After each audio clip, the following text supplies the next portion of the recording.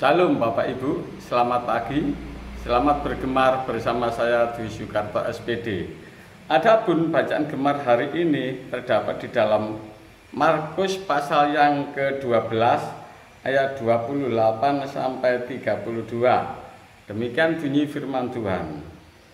Lalu seorang ahli Taurat yang mendengar Yesus dan orang-orang Saduki bersoal jawab dan tahu bahwa Yesus memberi jawab yang tepat kepada orang-orang itu, datang kepadanya dan bertanya, "Hukum manakah yang paling utama?" Jawab Yesus, "Hukum yang terutama ialah, dengarlah hai orang Israel, Tuhan Allah kita, Tuhan itu Esa." Tuhan bicara, "Dengarlah hai orang Israel, Tuhan Allah kita, Tuhan itu Esa. Kasihilah Tuhan Allahmu dengan segenap hatimu, dan dengan segenap jiwamu, dan dengan segenap akal budimu, dan dengan segenap kekuatanmu. Dan hukum yang kedua ialah, kasihilah sesamamu manusia seperti dirimu sendiri. Tidak ada hukum lain yang lebih utama daripada kedua hukum ini." Lalu kata ahli Taurat itu kepada Yesus, "Tepat sekali, Guru. Benar katamu itu bahwa Dia Esa dan bahwa tidak ada yang lain kecuali Dia."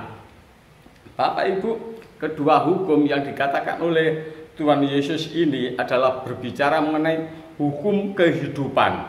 Kasihilah Tuhan Allahmu dengan segenap hatimu, dan dengan segenap jiwamu, dan dengan segenap akal budimu, dan dengan segenap kekuatanmu.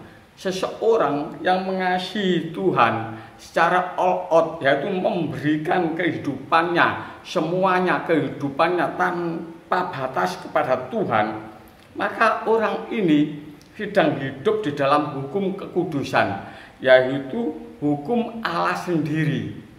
Jadi seseorang yang memberikan seutuhnya, semuanya, segenap hidupnya kepada Tuhan, maka di dalam hidup orang tersebut memiliki kehidupan Tuhan.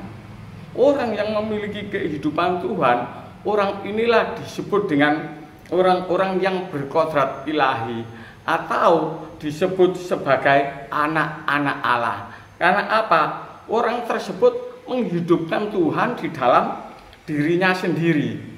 Jika seseorang menghidupkan Tuhan di dalam kehidupannya sendiri, maka dia akan merefleksikan kehidupan Tuhan kepada orang yang lain, yaitu ada pada ayat ke-31. Dan hukum yang kedua ialah, kasihilah sesamamu manusia seperti dirimu sendiri. Tidak ada hukum lain yang lebih utama daripada kedua hukum ini.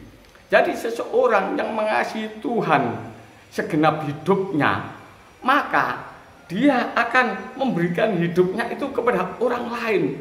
Seperti Tuhan yang sudah berkorban bagi dirinya, begitu juga dia akan mengorbankan dirinya bagi orang lain. Itu sebabnya barometernya adalah, aku harus mengasihi orang lain seperti aku mengasihi hidupku sendiri. Jadi orang yang mengasihi Tuhan akan memberi hidupnya kepada orang lain, karena ia sudah menerima kasih Tuhan di dalam kehidupannya. Sehingga orang ini, Bapak Ibu, memiliki hukum kehidupan, yaitu hukum yang memberikan kemerdekaan kepada diri sendiri dan kepada orang lain.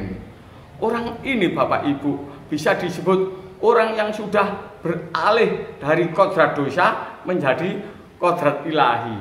Jadi seseorang yang beralih dari kodrat dosa pada kodrat ilahi, maka dalam hidupnya semuanya adalah segenap hati untuk Tuhan, segenap jiwa untuk Tuhan, segenap akal budi untuk Tuhan, segenap kekuatan untuk Tuhan. Jika sudah memberikan untuk Tuhan, maka hidupnya akan menjadi garam dan terang bagi orang lain.